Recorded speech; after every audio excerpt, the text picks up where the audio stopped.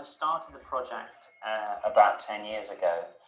I got to the point where I wanted to do something more profound, you know, a little bit more interesting than the stuff that I was being commissioned to do by magazines. And sometimes as a portrait photographer being commissioned by magazines to photograph famous people, you feel a bit like a cork being sort of tossed around on the sea of who happens to commission you.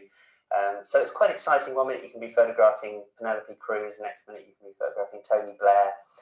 But ultimately, I wanted to sort of take control and do something that was more profound. Firstly and foremost, really, the project started out as an exploration of a part of me, but part of my identity. And then I soon realized that this was a kind of uniquely horrific event that had kind of always been there in the back of my mind.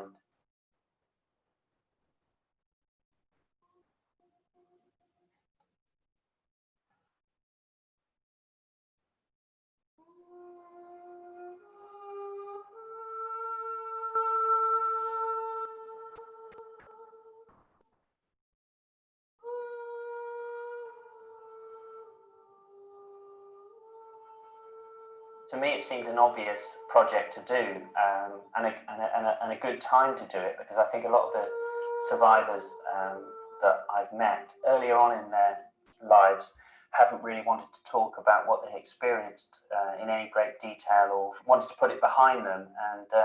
And so I sort of felt I had a window of an opportunity to photograph these people and talk to them about their experiences. And they got to a point in their lives where they were willing and happy to do so. 10 years ago, looking at the video footage that Miriam shot of me, you know, I sort of feel, I feel sad for that person, you know, because I was going through my own kind of crisis, you know, stuff you have to deal with in life and everything. And I was, in that footage, I'm about 10 kilograms lighter. And I think I've got to say that meeting these remarkable people put my stuff into context, into perspective. You know, you realise when you talk to some of the stories and stuff, you realise that what I was dealing with was of very little consequence, really.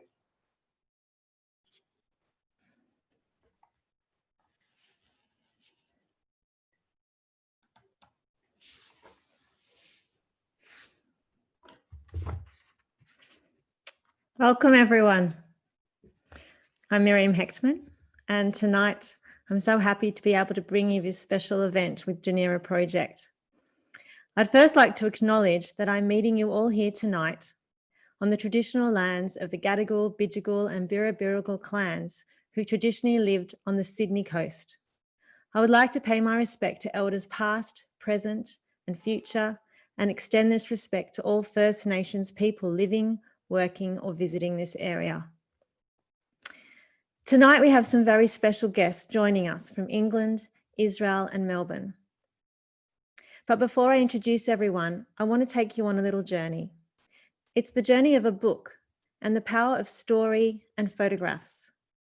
Over the course of 5 years, UK photographer Harry Borden photographed Holocaust survivors in their homes across 4 continents. When Harry had just finished photographing survivors in Melbourne in 2009, I contacted him to see if I could jump on board the project and assist with scheduling and finding more survivors to participate. Growing up in Melbourne's tightly woven Holocaust survivor community, I had been immersed in the effects of the Holocaust my whole life. I'm what is defined as a 3rd-generation survivor, and this has informed a lot of who I am. I knew that time was passing, and soon there would be no survivors left to tell firsthand the history, the stories of the Holocaust. I also knew the power of photography, the power of portraiture to engage audiences, especially for many survivors who didn't have photos themselves of their own families.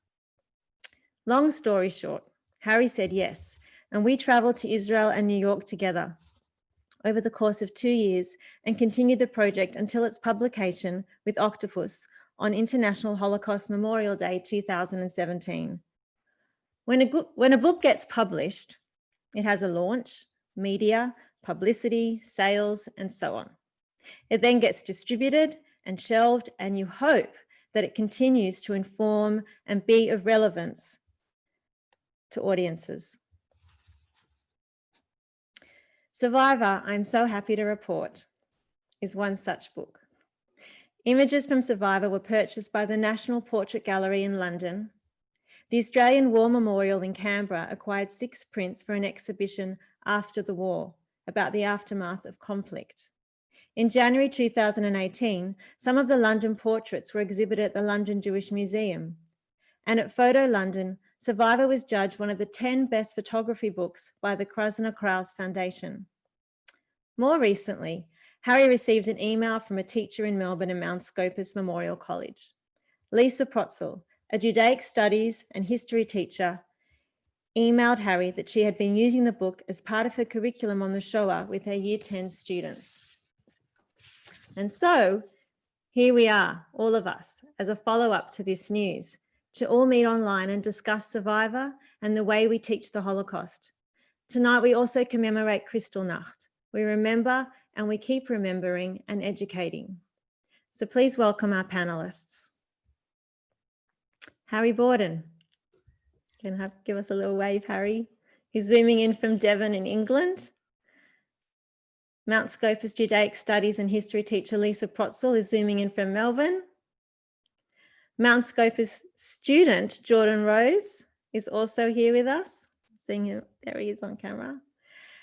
And a very, very warm welcome to Eve Kugler in London. Hello, Eve.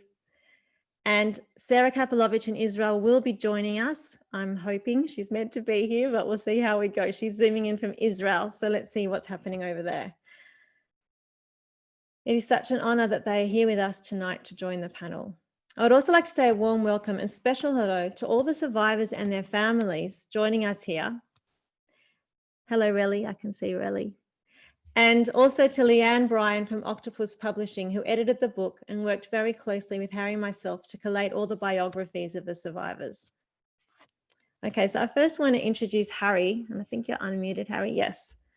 And Harry, welcome. How are you? Hello, I'm very well, thank you. It's good to see you. And I just want you, I know we've just seen that little video, but I'd love to hear just from you personally right now, how this project came about for you from a personal level. And also, I know we spoke years ago that you really wanted this to be an historical artifact, the book. And I'd love you to talk a little bit about that. Okay, so the film sort of encapsulates very nicely the kind of whole story of it. But on a personal level, I kind of, my dad was a Jew. He was a very avowed atheist. He sort of took on all the kind of stuff that you have to deal with being a kind of minority in Devon. You know, there weren't any Jewish people there. You know, he sort of saw anti-Semitism everywhere and sort of made me very aware of the Holocaust at probably too young an age. Although he wasn't a survivor or anything like that, his parents, he was American and his parents came to America for a better life. His mother was from Romania, his father from Ukraine. And so I kind of and his mother came and stayed with us briefly before she died. And she was much more interested in her heritage, and she sort of piqued an interest in me, which I guess stayed sort of dormant until I'd been 20 years a photographer. I'd been photographing the great and the good. And I guess I had a sort of existentialist sort of angst that it was seductive and fun to photograph David Beckham or Ewan McGregor or Baroness Thatcher or whatever. And at dinner parties, everybody's interested in what celebrities are like. But ultimately, I sort of felt that the portraits I was photographing were kind of, I wasn't really getting much kind of rich fulfillment from the process. And I wanted to start doing projects that were meaningful to me. And so it seemed an obvious one to do. And there was a nice sort of convergence of digital technology. So it meant that I could photograph nearly 200 people all around the world. And I didn't have any film and processing costs because digital cameras had just been invented.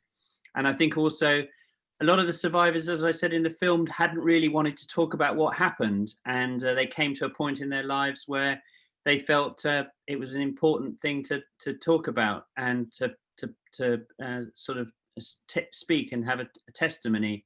And so there was that nice convergence of those sorts of elements that made the whole thing possible.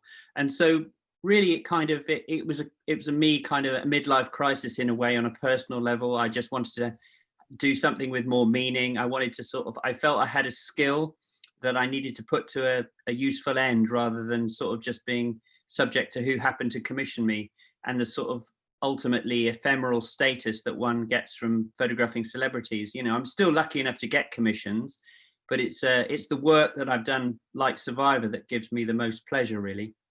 And what do you think surprised you most about working on this project and the book?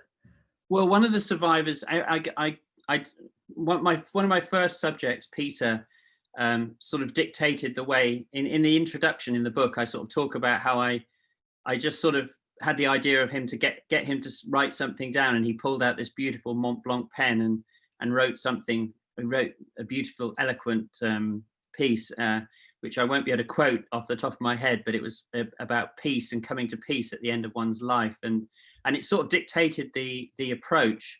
Sorry, what was the question again, Miriam? I sort of went off on a tangent. No, that's okay. I was saying, what did I learn? What did I learn? Yeah, what did you learn, and what surprised you? I mean, it changed you. I think what I suspected and was confirmed, but it was quite a surprise, and it's something that always needs pointing out, is that people have sort of very this is why I think other projects that I've seen are can be quite cliche, because quite often people have a very narrow idea of what it is to have experienced the Holocaust. So other people tend to sort of either see survivors as uniquely heroic or as kind of victims of this kind of terrible event. But what was confirmed is that everybody's experience is very, very personal. And one of the survivors actually wrote that, Rita Knopf wrote that. And I think that encapsulates the human experience, really, is that some people were galvanized by the trauma that they experienced and proved Hitler wrong by having lots of children and an incredible life. And then other people I photographed and met, we photographed and met, who you could tell that they were still living with what they'd experienced in it, and it had kind of you know, maybe been difficult to reconcile for the rest of their lives. And we're going to move on to Lisa soon, but I want to ask you, Harry, when you received that email from Lisa, were you surprised that the book would be used in a school curriculum? Without being you know, unduly immodest, I do really love the book. I'm really proud of having done it, so I'm not surprised. And I think Octopus, I want to pay tribute to Leanne and Octopus, because they did such a great job, and it was they also insisted upon, because I'm a very visual person, they insisted upon the rigorous sort of biographies of all the survivors, and you and I had to collate all that information, and so glad that we did, because it makes it an important historical resource that should be used in schools, and it's very accessible. The pictures sort of draw you in, and then you sort of get the kind of a neat synopsis of everyone's lives, and it's an important part of that, and does make it very kind of a good kind of a teaching tool, I would have thought. So not entirely surprised, but a wonderful surprise. Okay, Lisa, I'm going to come to you now. Thank you, Harry. We're going to come back to you, Harry. Lisa, thank you so much. I mean, I think you can tell how moved Harry and I both are that you've been using the book, and that it has a life, the book, because you want that. You really, something like this, you really want it to be read and used and referred to. So I know you have a presentation for us, and I'm going to go straight to you, and you just share with us what you'd like to share about the book and your teaching. Thank you so much. Thanks to all of you as well. And it was really nice to hear from you. This is the first time I'm meeting both Harry and Miriam, given the times they were in. So it's really lovely to meet you all, and Eve as well, who's here, and welcoming Jordan, our student. So I just wanted to say good evening, everyone, and thank you so much for coming. My name is Lisa Procel, and I'm a Jewish Studies teacher at Mount Scopus, as has been mentioned already. This year, my Year 10 class was lucky enough to actually be at school to properly mark the end of their Show Our Studies unit. This was in between two very long haul lockdowns. But to their credit, lockdown didn't prevent them from learning with integrity and detail the history of the Shoah. But it was really nice to conclude in person with the experience that I'm about to describe. A few years ago, some friends of mine actually bought me a copy of Survivor by Harry Borden, and I found it to be a very powerful way to share survivor stories. The most poignant element for me was that each portrait has a personal message written in the sitter's own handwriting, providing a very real and direct connection. And I thought it would be fitting to use these portraits to conclude our learning of the Shoah. At the very start of our unit, we discussed the concept of history versus memory and the vital importance of both to attain a full picture of the experience of those who perished or survived. This book of portraits, together with a detailed account of each survivor's experience, was a really good way, I thought, to explore memory following the students' in-depth historical study over the previous few months. I made a selection of the portraits where each represented a unique historical reference that the students had learnt about, as you can see on the screen. Students entered the classroom and for a few minutes in silence, they contemplated the portraits. You can see from these photos the respect and honour that each student gave to the survivors before them. They were told to choose a portrait that they felt a connection with to then take off the wall. To start them off, I pointed out a portrait that struck me. This was of Dan Weintraub, pictured here, who I believe might be here with us tonight. I read out the quote that's written in his handwriting that says, "The day of my birth tells all the story, 10/11/1938, 10th of November, 1938. I asked my students what he meant by this. One instantly recalled that this was the date of the second day of Kristallnacht, the night of broken glass, a carefully orchestrated Nazi pogrom that sprung up in cities and towns across Germany, Austria, and the Sudetenland. It also happens to be the date of tonight's event." Mr. Weintraub himself was actually born in Lithuania, but his statement evoked some frightening imagery. I saw some students shudder to imagine Jewish mothers in the Reich giving birth under these circumstances, and babies like Mr. Weintraub being born into a world literally shattering around them. This date was a turning point for German Jewry, where life, including new ones just beginning, were no longer possible in the Reich. From this example that you can see on the screen, students understood that behind every event and circumstance that we learnt about in our historical study, there is a person, a family with a unique story, sometimes of death and sometimes of incredible survival. The students were then given some time to choose their portrait. Some students said they were drawn in by a resilient smile. Others noticed similarities with their own great-grandparents. And slowly, one by one, students removed a portrait from the wall. They were given time to thoroughly read about their survivor, which came from the back of the book as well, after which they wrote them each a letter. The room was silent. The experience seemed to help consolidate their months of learning. Students were aware that their letters would be sent to real people, thanks to Miriam and Harry, because I reached out to them and they were really open to making this happen. So they knew that their letters would be received by real people or family members, and this seemed to motivate them to write with authenticity and resolve. The power of connecting with a portrait, one with such a personal composition, being in the home, bedroom, or place of comfort for the sitter, gave such depth to their understanding. Since sending the letters, we've actually received some really beautiful replies from either survivors or family members. An ex-collegian of Mount Scopus, Josh Sharp, who I believe is here tonight as well, and who's actually written a book about his own grandfather, Zvi Sharp, and whose daughter is now a student at Mount Scopus, wrote with such gratitude in response to receiving the letter for his grandfather, as did Mr. Sharp write himself.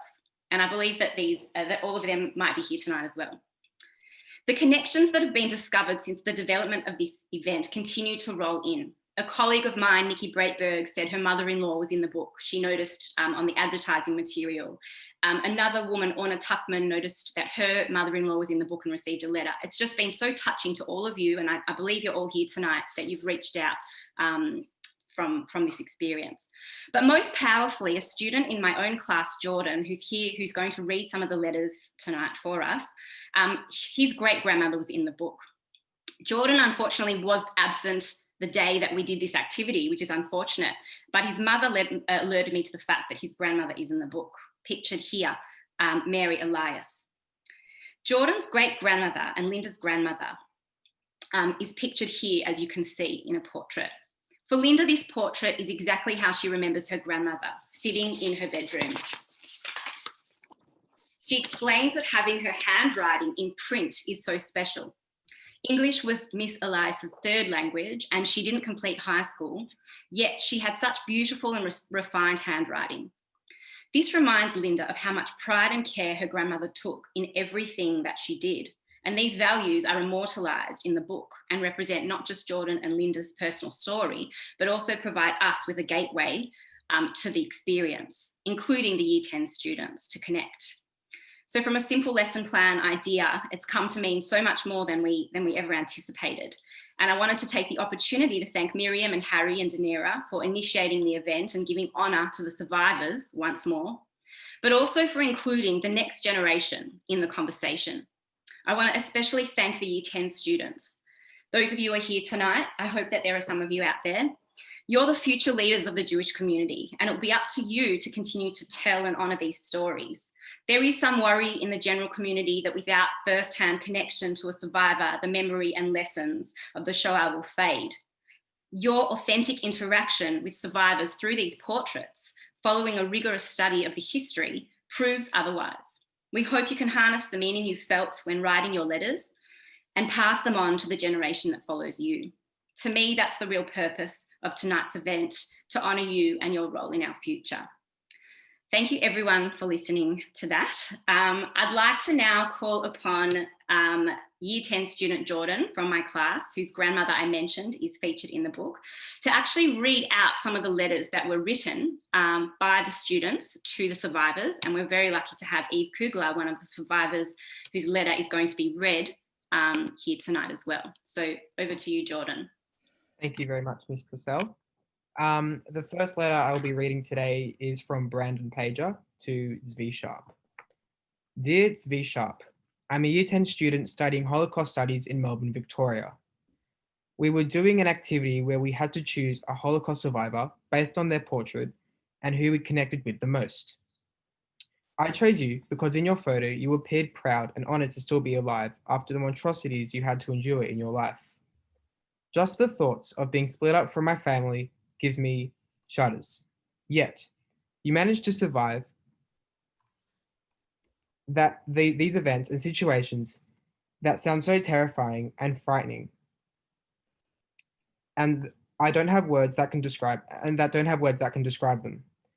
You are a man of courage and bravery, and I strongly admire you for your contribution to keeping the Jewish traditions and customs alive. Throughout this unit, we have learnt of unexplainably horrific events and humans worse than the devil. And for you to stay strong and withstand the suffering demonstrates the selfless and honorable human that you are. Thank you for listening to my thoughts, and I'll be forever grateful for your contributions to the Jewish people. Brandon Pager. The next letter from Chase to Leon Rosenzweig. Yeah, so the next letter was from Chase Alfasi, and the letter reads, Dear Leon, I'm a student in Year 10 and my class is investigating survivors from the Holocaust, and I saw the photos of you and it reminded me of my late great-grandfather, who was a survivor. My admiration for you is immense. After reading about the hardship of the concentration camps, even despite the tragedy, you maintained a positive mindset, which takes a lot of mental strength. You share a similar story to my great-grandfather, as he was also a tailor. I read that you most enjoyed time with family, and given that many of your family members perished, I understand that the Holocaust would be immensely challenging. Ultimately, I have a lot of respect for you as a defiant survivor with a joyous personality inspiring me and many others. Thank you, from Chase.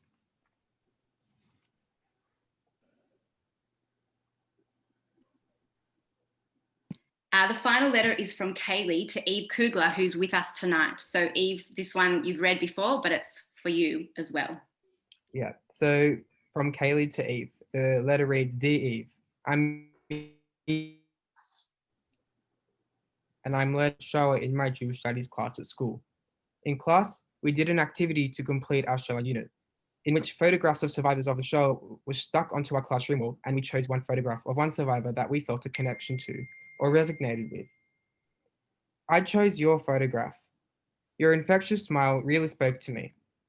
I could understand and truly see your hopeful and positive soul through your photograph. And after reading your story, I see what a real inspiration and powerful woman you are. I cannot imagine what it was like to be separated from your family, and your bravery is so incredibly admirable. It is also so inspirational to see the life you have made for yourself. Despite all the hardships you faced, in our studies, we have learned all about the Holocaust, start to finish, and I don't think I have ever felt more connected to my own Judaism than I do now. After learning about the Shoah, the hard times, and the outcomes of such a horrific event, it is people like you who make me feel so connected to my religion and so proud of my Judaism. Thank you for inspiring me, and thank you for reading my letter. Kind regards, Kaylee. Thank you so much, Jordan. Really gives me a lot of nafas and pride to hear you read those words. And I'm sure your great grandmother as well would be really, really proud. Thank you so much. And that concludes our little section. So Miriam. Thank you. Thank you so much, Jordan and Lisa. Thank you. I'm now going to, hello, Eve. We can see you now and we can hear you, Eve. Now, Eve, how did it feel? Firstly, welcome. Thank you so much for joining us. How does it feel to have that letter read to you? It was a huge surprise that someone would choose me. I felt very moved, and I felt very special to have been chosen, and for the kind things that Kelly wrote to me. And today, we spoke earlier, Eve, but I'm hoping you're going to share with everyone that today is a particularly poignant day for you and your family. And I would really love you to be able to share about this, and also that you have your sister in the book and also your cousin in the book. So it's your family. It's very special to have all three of you in the book. Do you remember this, Harry? I'm sure you remember this. But I would love to, we spoke about this earlier about honouring your sister. So I'd love you to share about that, and then we can talk a little bit about the work that you do and in speaking about the Holocaust. I will talk about all of those, and just remind me as we go on, as one or the other. I think it's fantastic. I'm in London. My sister Leah is in New York. My cousin Irene Eber was in Jerusalem. So Harry's book covered the world, and I think that in itself was fantastic. Leah, my younger sister's birthday is the 9th of November. She was born 2 years before Kristallnacht, which we're commemorating now. And it's important to note that persecution of Jews happened before the Holocaust, and very specifically, Leah was born at home because our mother was denied admission to a hospital. When we fast forward 84 years from Leah's birth, 82 years from the Holocaust to just now, the sad thing is that Leah died last Friday, just 3 days before, 3 or 4 days before the remembrance of the Holocaust and before her birthday. And it's very, very difficult. My older sister died 8 months just before Leah, and I no longer have a sister, which is very difficult, so that it is in a way similar to what so many of the survivors must have experienced through the loss of family, which was basic in the Holocaust. If I can go away for a moment from my own story, but to this very point, I took some time a year or two ago to go over everything that people had written as Harry asked them to. When Harry said to me, after spending 3 hours to find this lovely spot in my garden that he finally thought was a good place to take the photo, and he was packing up, he said, just do one little more things for me. Here's a piece of paper, gave me a blank white sheet and said, write something. Without thinking, in other words, what's the first things that comes to your mind? And as was shown by Mary, one of the people you showed, what she wrote was the last time I saw my parents. And what is evident to me in the book is almost half the people, without thinking when they had to write, wrote about the last time I saw my father, when I parted from my mother, this dreadful, dreadful loss that all of the survivors experienced, all of the suffering that we went through.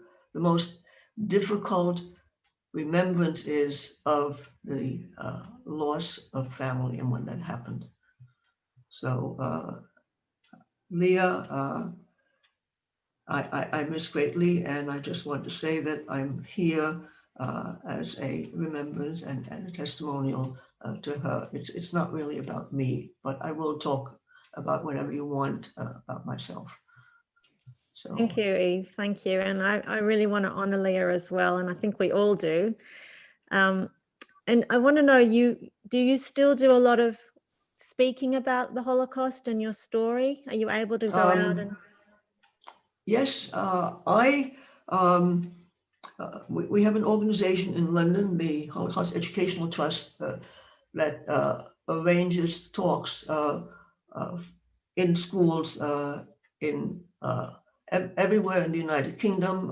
In fact, last year, the last talk that I gave, I went to Northern Ireland. I speak in schools, mostly schools, but also in other communities. Educating for the Holocaust is my third career. This is what I do now. One of the reasons that I do it is because my mother, who survived along with my dad and my sisters, were very unique that way. My mother said, everyone has to know what happened so that history will not repeat itself. And the impetus for my talk is to do what my mother said, share the story, because hearing individual stories of Holocaust survivors is such a strong way to make the impression of the importance of the Holocaust and the teaching of it, so that we can today end anti-Semitism, because with the survivor now, the other word that comes is anti-Semitism. Holocaust was the most dreadful and biggest act of anti-Semitism in the history of the world. Anti-Semitism is not going away, it is getting worse. And I think other survivors will agree with me. The concern for the spread of anti-Semitism and the effort to stop it, sadly, I'm sure, I would be shocked if you didn't have problems in Melbourne. We have them in London. Some of you might recognize or know my story that last year on Yom Kippur, there was an anti-Semitic attack at a synagogue in Halle, which happens to be the city of my birth. And when that happened, I felt that it was a personal attack on me, a continuation of the burning of the synagogue my grandfather built in our city of Halle when he first came from Poland in the 1890s. And this act of anti-Semitism among so many was an attack on me. And I think the attacks that occur now are an attack on all Jewish people. And we have to do something to stop. And getting back to the young people, the students, the fact that you have spent all this effort and all this time with your students to teach the Holocaust in this special way, so that of having contact with survivors between the young students is what is an inspiration. The idea was fantastic, and I think it will give us the hope that we need to have. I have my student Kaylee now. I feel she's mine especially, and I'm sure that this feeling must be the same for other people involved in the book and your project. Thank you, Eve. Thank you. Lisa, I want to come back to you for a second as well, if that's all right. Oh. So now that we've showed the presentation and you've heard from Eve and you've met Harry, and I mean, how do you feel about how you've taught the Holocaust, and is it something that you can see doing again? Was this a good way to teach it, do you think? I mean, were you surprised? Tell us. I didn't expect, Harry was sort of not surprised. I think I'm a bit surprised that it's had such a big impact on so many people. I think hearing from you, Eve, just now that you feel you've made a special connection with, you know, Kaylee, one of our students, is, I think, really meaningful. And yeah, I think it was a really valuable experience, a really valuable way to end the unit. I mean, we did talk and share survivor testimony as well throughout the unit at different appropriate spots, but to make a connection with, you know, real people writing letters and it to turn into this, certainly something we could repeat again. Thank you, Lisa. Now, I just want to tell everyone that's watching, if you have any questions, you can put them in the chat box. I was meant to say that much earlier on. If you have any questions for Harry, for Lisa, for Eve. And I also want to welcome Relly Robinson is here. Hello, Relly. I haven't seen you for a long time. Oh, now I've just lost Relly. Oh, dear. She'll come back. But Relly's in Israel. Relly's also in the book. I'm not sure what happened to Sarah. Oh, here she is. I'm not sure where Sarah Kapelovich is, but you know, these days we're across the universe here, so we're just going to go with it. But I am welcoming Relly. And Harry, is there anything you'd like to add now that you've seen that whole presentation? I'm just going to unmute you. Okay, am I unmuted? You are. I would just add that I didn't wish to sound sort of conceited or glib about my kind of expectations in the book, I think I was just thinking about the analogy of when you're a father as a man, when your wife, as a father of 4 children, when your wife is pregnant, until the baby is born, it's an abstract idea that you find difficult to engage with. Whereas the woman is sort of aware of this living thing inside her. And so it's been very moving hearing Jordan talk, and I sort of actually feel quite moved, and I am quite surprised at the level of engagement. And so I'd just like to salute you, Lisa.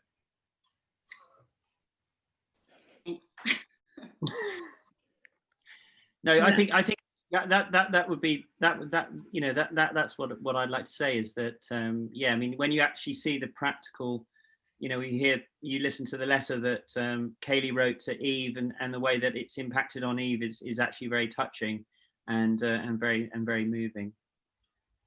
And I think, as I mentioned earlier, one of the reasons that I thought this book was really special was that touch of the handwriting, and that idea, I think, really makes it.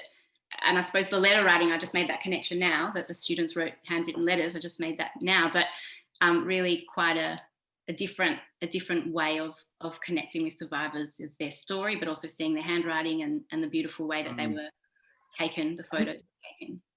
I think it sort of shows I mean, I was halfway through the project, and then Miriam got in touch with me, and up until that point, you know, as a photographer, you tend to be a a lone wolf, and you tend to be afraid of collaborating or sharing with anybody else. And I sort of made that leap, and I think it sort of it shows the value of it being a communal experience. And it's lovely that you've taken that element of the book and actually made something different and creative from it. And I definitely can see how it, you know, how it really kind of, it's no longer something that was conceived with me and Peter Lantos at the beginning of the project, and now it's sort of evolved into something else, and that's quite wonderful. It's alive, you know. And Eve, can I come back to you? Yes. How do you think we should be educating people more? What are your thoughts on this? You're a teacher, you educate. I think you must maintain a connection with the survivors, and the importance of anti-Semitism, and really not just in the end hatred of Jews, but of the other genocides that have occurred, that people just seem sometimes to look at the wrong aspect of human beings and of the world. I also think in the concern that you don't want this to happen again, quickly to point out the difference between the Holocaust and the other genocides. Dreadful as the experiences were of people in Cambodia, now in Myanmar, the killing, the loss of home, the dreadful things.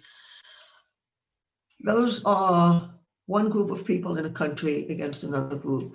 And the Holocaust was a worldwide effort to try to eliminate the Jews. You have to think of that in addition to the more than 6 million.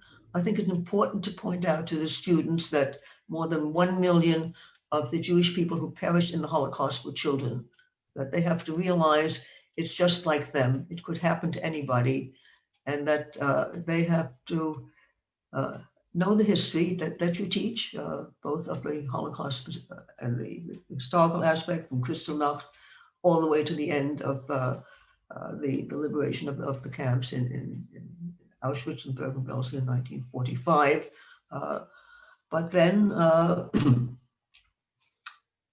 with that, to connecting the individual with individuals, I think is fantastic. And Harry, I hate reference when people say, when you are no longer here. I always say, what are you trying to do? Trying to kill us? But Harry, your book with the photographs and that brilliant inspiration of just write something, that makes the survivors come alive. So there is a lot of, there's Harry's book, and I suppose some other things that will, in the future, make it possible for survivors, for young people to get in touch with survivors.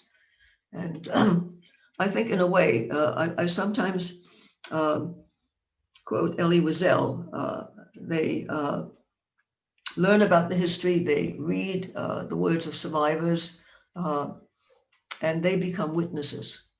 And Elie Wiesel said, whenever you hear the story of a witness, which is us, we survivors are living witnesses to what happened. Whenever you become a witness, said Elie Wiesel, you yourself become a witness. And that means that you have to always be aware of the Holocaust and what happened, and to stand against everything that happened during the Holocaust, against hatred, and teaching love and respect for your fellow human beings. Thank you, Eve. Thank you. Now, really, I can see you're back. I'm going to try and unmute you. Really? Yes. Can you hear me? I can hear you now. How are you? Well, but here's something is blocking my, oh, now it's okay. Thank you. I am sorry I was disconnected and it took some time till I succeeded to reconnect. That's So now okay. I'm with you. We are still here. How are you? Thank you. Thank you. I am fine. Good. I'm just fine. So many years have passed since we have met. They have. Harry? Do you remember Harry in Haifa? Of course. I remember both of you coming to my apartment and taking the picture. But since Harry concentrated on only the face, we couldn't picture the blue Mediterranean and the greenery of Haifa, where I live and I love my city. What would you like to hear, Miriam? Are you now speaking about the Holocaust with students? Is that something that you? Yes, definitely. You see, at the age of about 70, I have finally decided to write a book. And the book I have written, it was really, and it still is, an answer to a question of, I have 6 grandchildren, and one of my granddaughters, today she's an officer in the army, but when she was 4 and visiting with her brother who was 11 at my home, at the age of 4, all of a sudden she asked me, "Where are your parents? I have never met them." So her brother, who was 11, answered to the 4 years old. He said, "There was a war and an evil man, Hitler, killed grandma's parents." So she looked at me and she said, "Grandma, how is it possible?" No, how old were you? So I said to her, "I was your age, 4. So she said, "Grandma, how is that possible that a little girl at 4 without a mommy and a daddy who took care of you?" So I looked at her and I said, "I'll tell you one day." And this was my really realization that one day I'll have to write a book. Because you see, I came by myself to Israel at the age of 11 and a half, after having lived under false identity for 7 years. I was smuggled out of the ghetto of Warsaw at the age of 3 and 10 months. By the way, there was a letter written to one of the survivors who said that his birthday was his story. So I was born 6 months before the war started. And of course, I went into the ghetto with my parents. And I was smuggled out, and I am the only survivor of my family. But coming back to my granddaughter, you see, she wasn't really, it didn't make such an impression on her that my parents were killed. What actually moved her is, how is it possible, a girl of 4 without a mother and a father? And so when I wrote the book, I made a decision to answer her question. In other words, I didn't want to talk about the cruelty during the Shoah. There are many historical books, there are many personal books where people tell what happened to them and how terrible it was and how beyond human understanding it is. But you see, I really wanted to answer the question, how is it possible for a little girl alone in the world? So what I really did, I, in a way, translated the events of Holocaust into feelings. And through feelings, I wrote the book. And here I also, one of my purposes was, and Lisa's way of teaching moved me very much, because you see, I wanted, and I still do, to widen the horizon of the Holocaust for young people.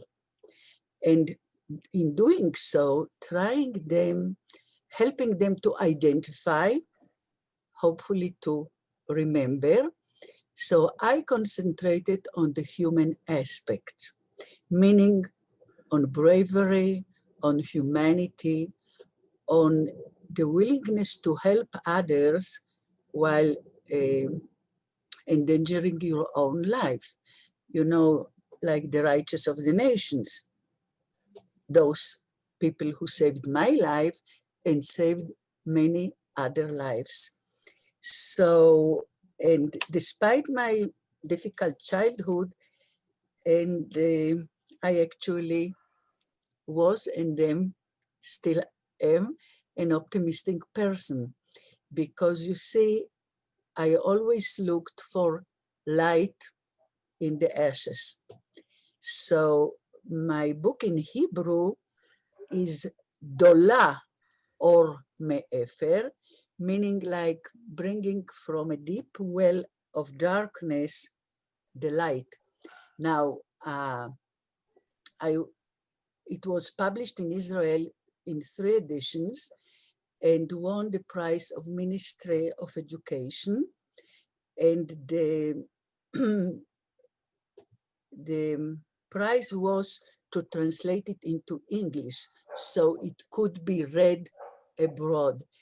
And so it was translated into English, and it's called, if you can see, Raking Light from Ashes. So Once raking. it was raking. Raking. Like, okay.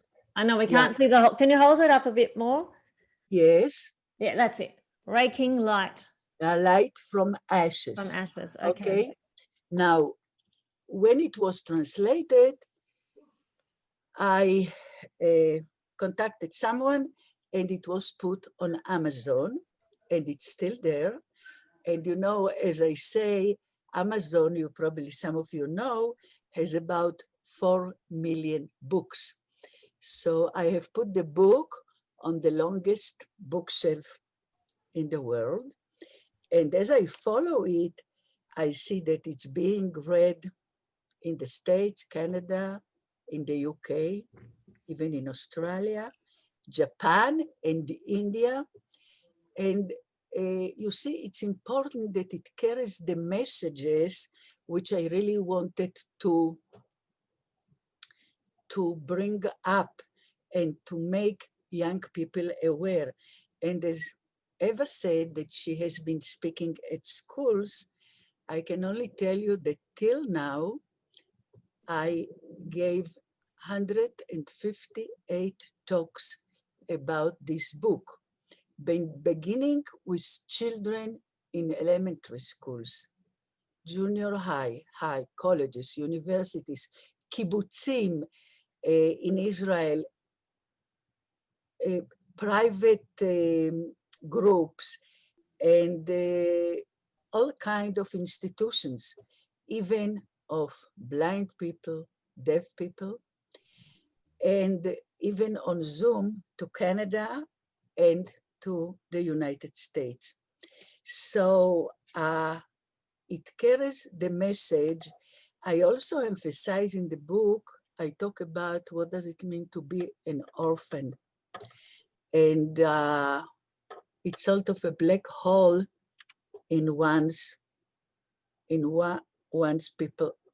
life, because this hole can never be filled up when you grow without parents' love.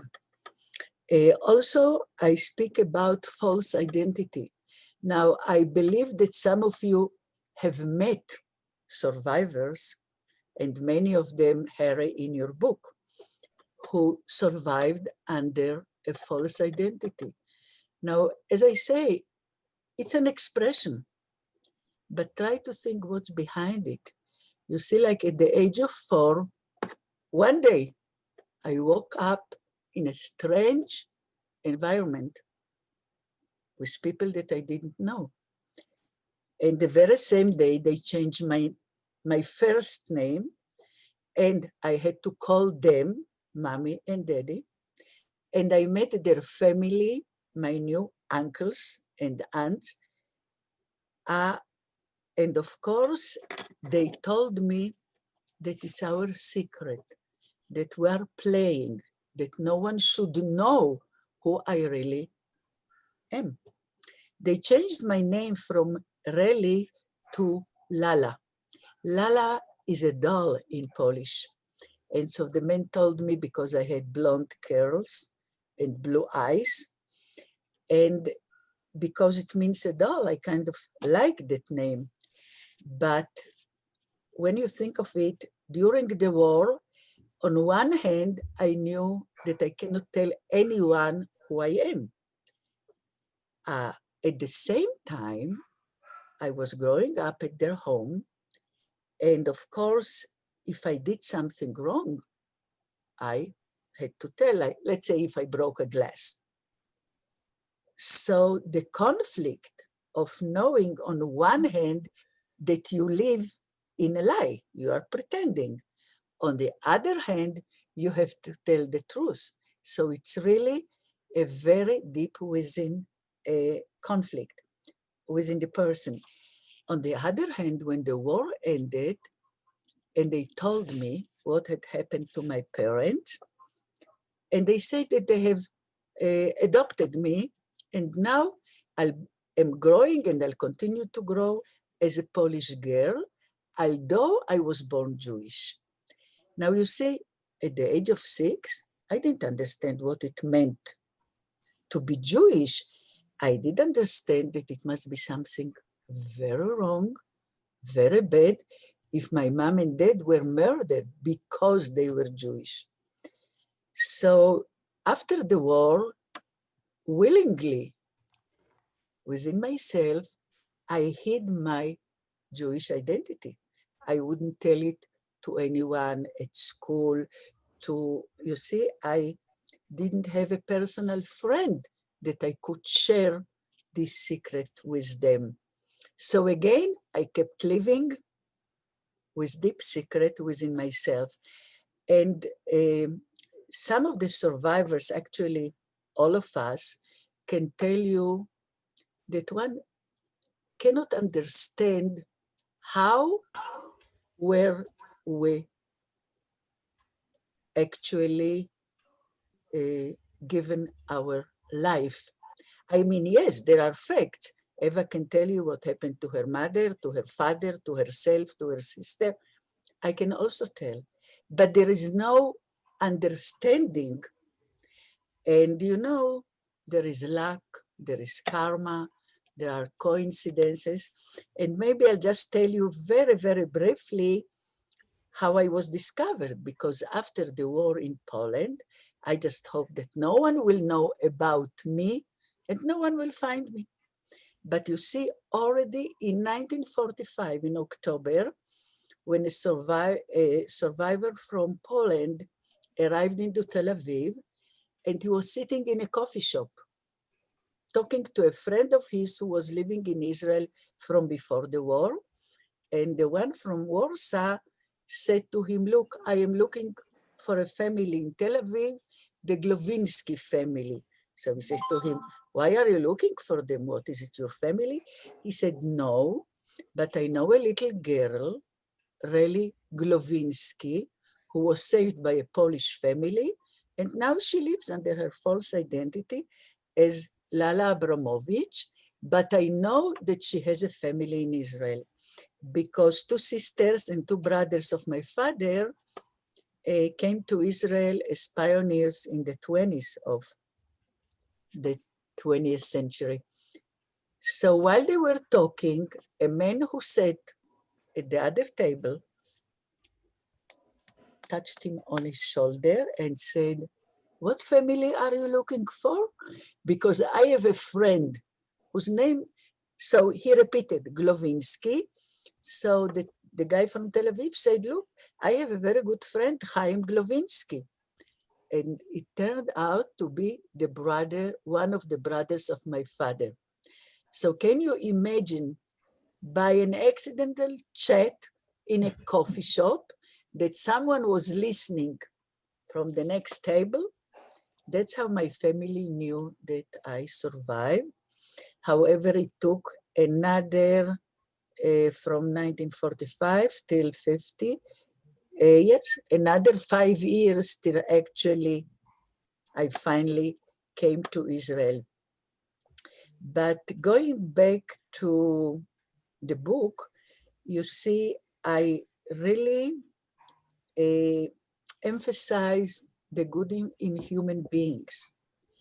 I think that those who were recognized as righteous of the nations we also cannot comprehend how people did it. Some of them lost their families while saving Jewish people. So I think that some of the messages from the Holocaust, it's not only in addition to the fact that we Jewish people were victims, but one should also emphasize the other values, as I said, humanity, helping another person, bravery.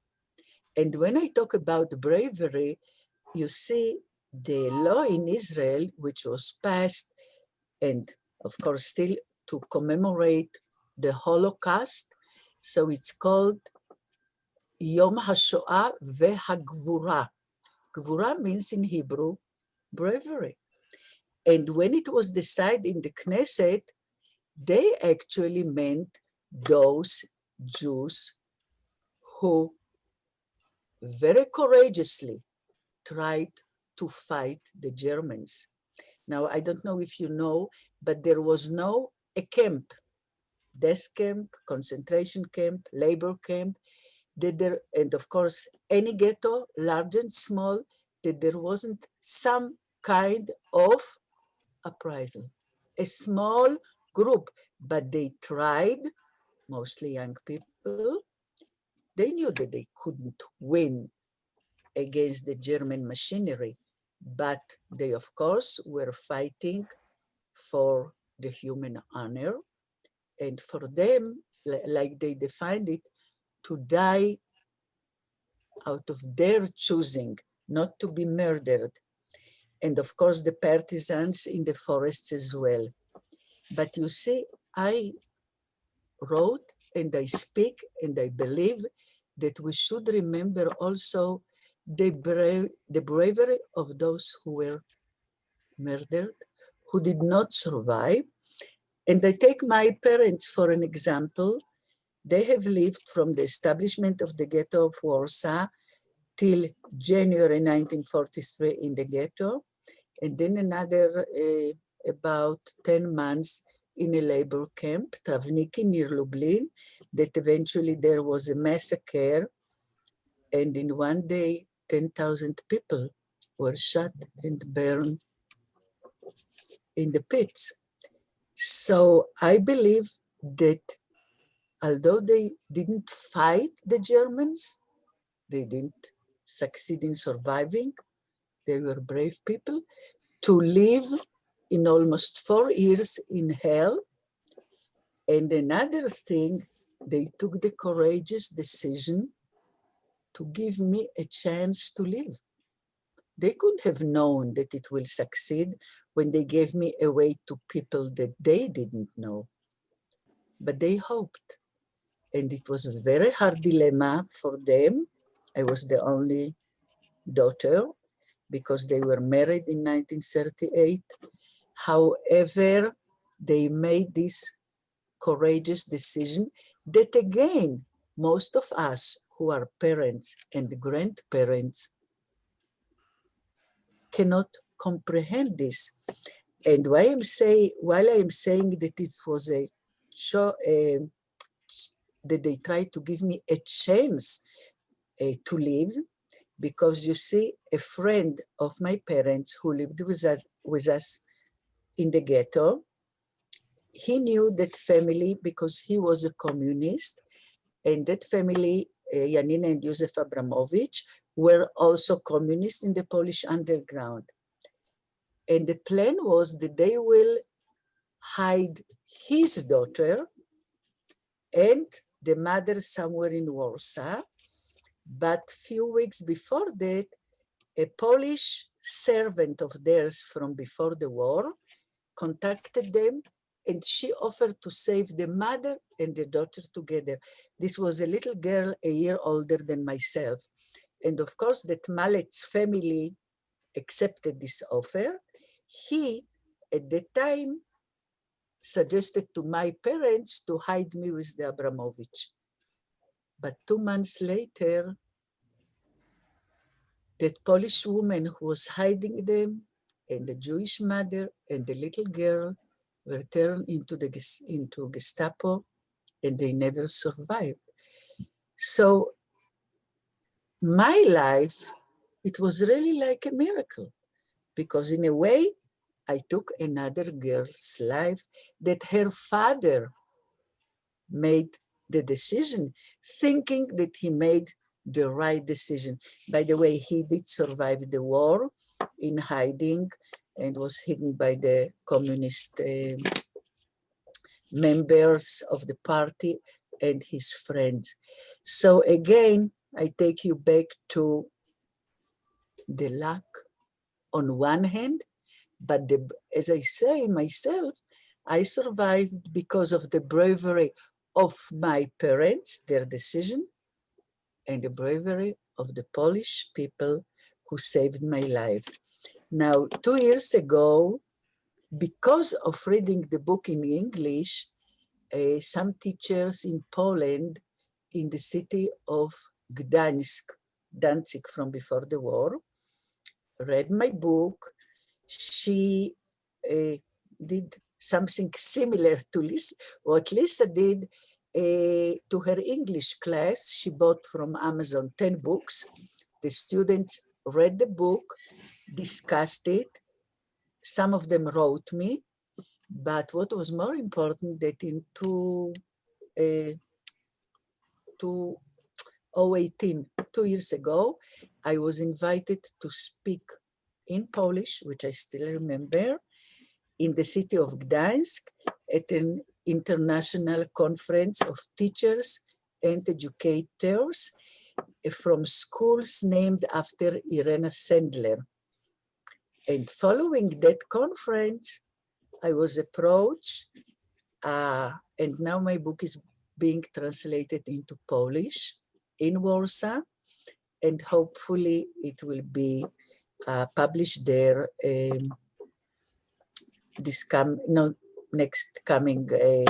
next summer. The corona, changed all plans, but the translation goes on. Thank you, Ellie. One last sentence, and this is what I wrote in the book that you and Harry have taken this human voyage across the world to do it. I wrote how important it is to give voice to those of us who are still alive, so that we can find different ways to carry the torch of memory.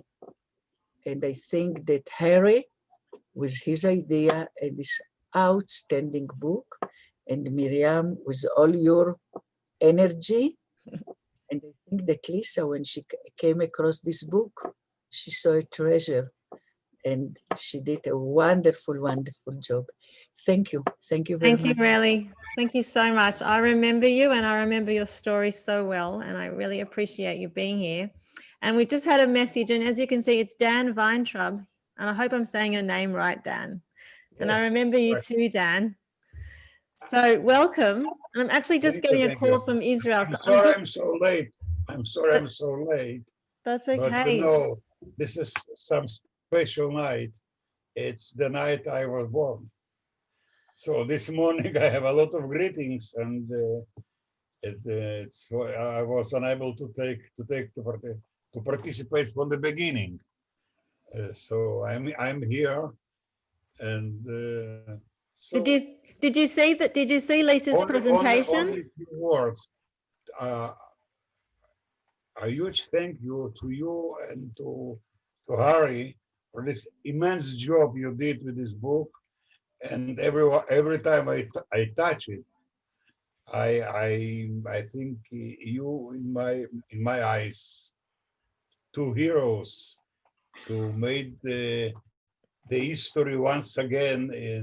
You know, like Michel Foucault said, history is archived. This is archived, as we tell in Yiddish, for ewig, forever. It is archived forever, and no one cannot say it wasn't. It didn't happen. It happened, and thanks to you, it is in the history archives. Thanks again. Thank you, Dan. I'm sorry you missed the beginning, but you'll see it later because Lisa actually refers to you and actually started her presentation about you and the quote that you said about being born on Kristallnacht. So you'll have to see it later because that is history, isn't it? My history is very simple, you know. Every time I think about it, it's one sentence. It's the night I was born, and you know, it's as my years go, this fact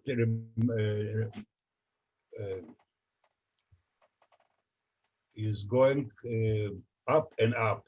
No, it's this fact that the very night of the huge, I now don't know how to measure it, the immense tragedy of my people, and I joined the same people in the same night. For me, it's all the story. You know,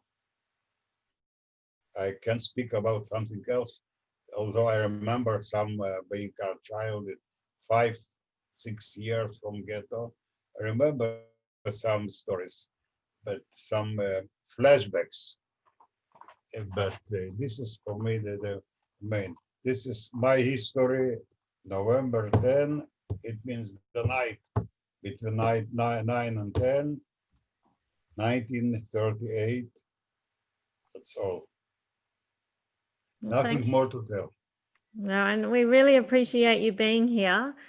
There's a lovely messages here in the chat. I mean, I'll get them to you later, Eve and to Relly and to Dan. And just so you know how much it means to people to hear your stories in a session like this and to understand the Holocaust in this way through the stories, which I think it was the whole point of what Lisa was doing, was to personalize history, because that's how we understand it and that's how we have feelings about it. And then that's how we will understand it deeply and actually remember it, because you really do remember things from the way you feel about them. So I think what you've done, Lisa, is just remarkable and very clever. And I can see lots of people writing in the chat how they're happy their kids are at Mount Scopus, or this, you know, the way you've taught it, you're such a great teacher. And I really do think that, I think you saw something, you felt something, and you knew that this was a way to engage and interact with students. And we appreciate it. And I think all the survivors if I may add here. something, if you, all of you, can see the pictures on the wall, yes or no? Yes. You see those two pictures on the wall, yes? Yes. From my camera. Yeah, it's to my grandchildren with the flag of Israel in Auschwitz. This is all the story. I have no more to, nothing to say. It's all the story. It's two of them. It will be more. Thank you, Dan. Thank you. The boy is after the military service. His younger sister is officer in the army, and so on and so on. Thank you, Dan. Thank you. Silence. It's okay. We can have a bit of silence. That is fine. No. It's my. Now, I know that I don't know if someone has a question, because I saw someone raise their hand and I'm really not even sure what to do when someone raises their hand in a webinar. it was someone, oh, there was someone not one of you guys, it was someone, anyway, I can't. Miriam, can I say something to Harry? Yes, sure, say something to Harry.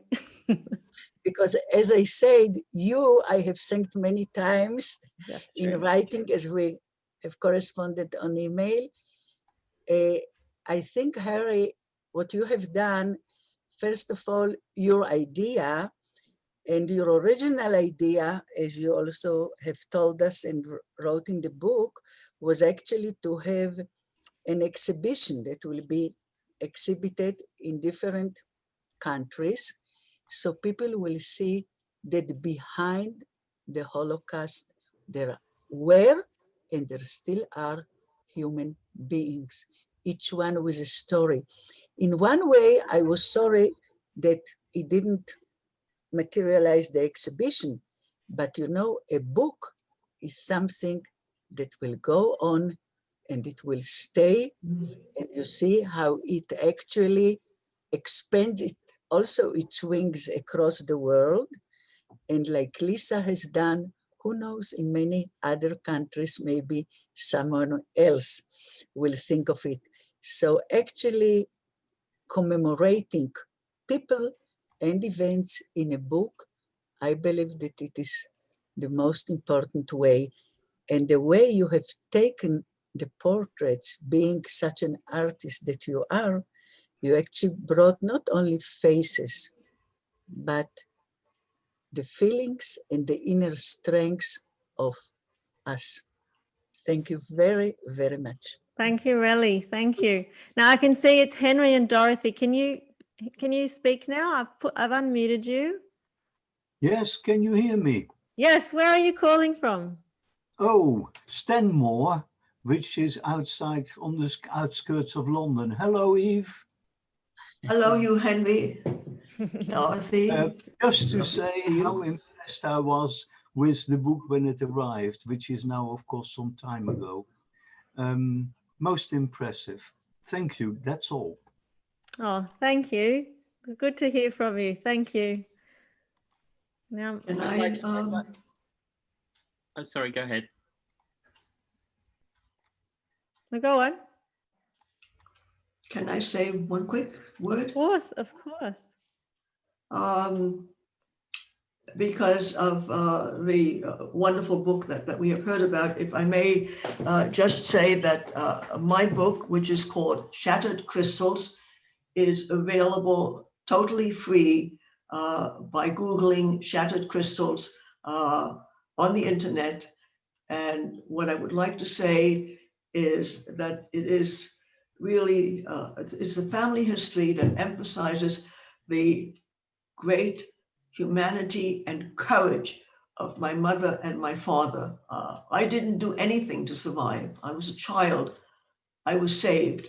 It is the courage of the adults, in this case, my mother and my father, that is emphasized in the book. So if you have time, it's my gift to everybody because, and for my mother, it's free, Shattered Crystals. Books are important and a continuation for all of us to be remembered, not as people, but for the importance of our history. Thank you. Eve, where can they find the book? Because I'll just put it in the chat here. Just Google www.shatteredcrystals.net, and that's my, and there should be a link to the book in the upper left. You just click on it and. Okay, I've put it in there. I hope that's right, but Shattered Crystals. Okay, thank you so much. Eve, thank you so much for joining us. I know it's a hard week for you in particular, and you've done a great, great service to all of us to be here and to share your story and your sister's story. And someone actually asked to see a picture of your sister.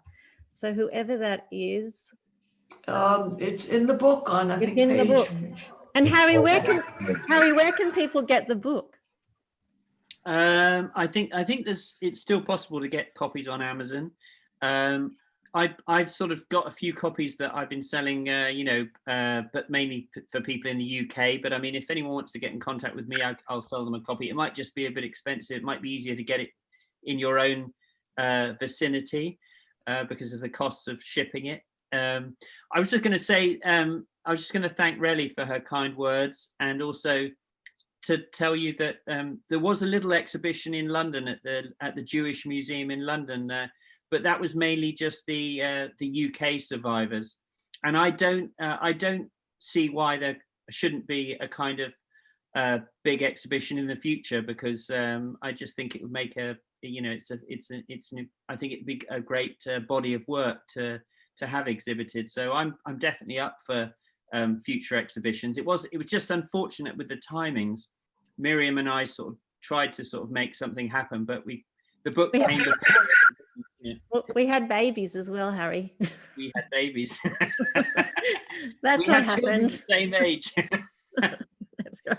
And I remember the day photographing you very well, because I remember when it was very, very emotional, and I remember Miriam was really, really particularly upset, and the day that we spoke to you and everything. So it's lovely to see you again, and you haven't changed a bit.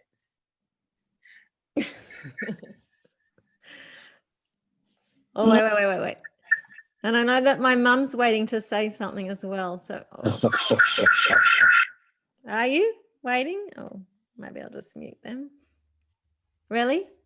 Yeah, I want to thank Harry for the compliment, to say that because of the coronavirus, my hair isn't anymore what it used to be. Now it's really natural. But there was Mr. Weintraub spoke about a picture, so I really want to show you also a picture behind me. I don't know if you can see, but this is my mother, Franka Głowinski, and my father, Michał Głowinski, and they are over my bed, watching for me, because I am forever thankful to them for their brave decision. Thank you, Harry. You, no words of thank you, and Miriam, who thank swallowed you, energized. It's possible with a pair of words. I had a colleague in Israel, Tzvi Glovinsky, a structural engineer. He used to live in Herzliya. He's a little bit elder than me. I have not contact with him for some years, but it was a family Glovinsky in Herzliya in Israel. He was. Do you live in Israel? Dan, do you live in Israel? Yes, I am. Well, you see, my uncle Chaim, he was in sports, very well known. He was also in the International Olympics Committee and other things. But no, we do not have relatives in Herzliya unless it's a very distant relative. Maybe. So well, I will connect you both on email and you can work it out, because you never know. Maybe I can mention one more thing. You know, about family. After my book was published in Israel, it's also in the digital form in Israel on a Israeli web. But two sisters who are my third cousins discovered me because they have read the book. And that's how we found each other. And there is a short movie on YouTube called Our Lost Cousin. Wow. Both in English and in Hebrew. It just shows you the power of telling your story as well, you know, that it really connects, and you'll like I said to Harry, a book lives forever. Wings, and we never know where it will fly to. So it does. Yeah. All right. Thank you, everyone. I think we are going to have to end the evening. But Toda Rabba. Toda, really. I'm glad you were able to come on. Eve, thank you so much. I'm sorry about Sarah. I have a feeling she's been trying to call me in the middle of this Zoom. So I'm sorry that she wasn't here. Thank you, Lisa. Thank you, Jordan. Jordan, if there was anything you wanted to add, we would love to hear from you, but I didn't want to put you on the spot. Hey, I just want to mention that, you know, the book is very close to my family, and I think it's very important. My generation is probably the last generation to be able to speak to survivors of the Holocaust. And I think it's important that we continue to educate across the world about the Holocaust so it never happens again. And I think the book will really inspire many people to learn about it. And yeah, that's just what I wanted to add. Thank you. That's fantastic. And I really commend you for coming on here, because it's not easy, and for caring so much. So thank you. I think all the survivors will be very grateful, because that is exactly what we want. We want people to take an interest. And now we have another person wanting to come and say something. Okay. We're never ending. Suzanne? Just trying to unmute. I can't unmute her. Shalom. That's shalom to all of you. Thanks, Relly. Now I can't, Suzanne, I can see you're here, but I can't unmute you. So, oh, here you are. Miriam, I loved the presentation. It was amazing. I love to hear everyone's story, and well done. Kol hakavod. Oh, thank you for joining us. Thank you. It was Thank very you so much. stimulating. Thank you. Oh, good. Thank you very much. All right, Harry, what about you? Any last words for We're still here. That's right. So good to see you. No, I mean it's just nice to see that this kind of has evolved into something else, and this is really I'd like to pay tribute to you, Miriam, because I don't think the book would have happened without your involvement, and on a personal level, as I sort of mentioned in the video, you were kind of, it wasn't just the birth of a book, it was the birth of a friendship and a love that will last for the rest of my life. You were really there for me, and it was wonderful just driving around Israel and being engaged and sort of having someone to push with your energy that's the whole project forward. And you would be kind of like, in the years that it took to get it published, you were sort of saying to me, what's happening with this? and then we'd get people that we'd photographed, I'd get people sort of saying, is anything happening or whatever. So it was just wonderful to see it come to fruition, and then to have other things that are kind of germinating and growing out of it with Lisa and so on is just it's joyous, and long may it continue. I agree. And I think also, for you, Harry, as well, I mean, this was your first book really of photography, and you've now Harry's gone on to produce, I think there's another 3 books now. Well, I've got a book coming out in the spring, but it's a very different subject. It's about my role as a father. As I said, I have 4 children, and so it's portraits of single parent fathers, and they write about how they became a single parent father and what they love about fatherhood. But it's very much about being a father and a dad, and kind of there are sort of parallels in terms of the human stories, but that's coming out in the spring, and it's published by a company called Hoxton Mini Press, and I think it will probably be available in other territories, but it's more of a modest book than Survivor. And then I've got 2 other projects that I'm currently working on, so yeah, pretty busy. I think though, but the experience, I don't know for you, but for me as well, the experience of working on something that has such longevity in the project itself, but also knowing that it's going to live longer, this book, and that it holds so much in it. And I think that's what you're continuing to do as a photographer as well. So absolutely, I love I'm so pleased that when I found the publisher, they were so open to the idea of everybody in the book, all almost 150 people, all those families, they got sent a copy of the book, and so the book becomes a sort of totem, a significant artifact in their lives, and will be passed hopefully down through generations and so on. Yeah, I've got mine. Got my parents' one. All right, thank you everyone. Thank you to everyone who's joined us and been watching and Take good No, care, I just everyone. want to say shalom, shalom. That's Shalom, all. shalom, shalom. Shalom. Thank you, everybody. Lisa, thank you. You started all this, so thank you so much for bringing us all together again. Thank you. Wonderful to be part of it. All right, take good care, everyone. I'm going to sign out of this, and I will be in contact on email, of course. So thank you. And you are saying that this is going to be available on Facebook, the interview. Do you want to? And there will be a recording, Eve. There'll be a recording that will probably go on the Dunera website, but I'll send you a link. I'll send you a link. You'll send us a link to that as well. Yes. Thank you very much. Thank It's a you. pleasure. Thank you so much. Thank you. It's been great to see all my subjects again. I know. And for us to see you, Harry. Yeah, lovely to see you, Eve.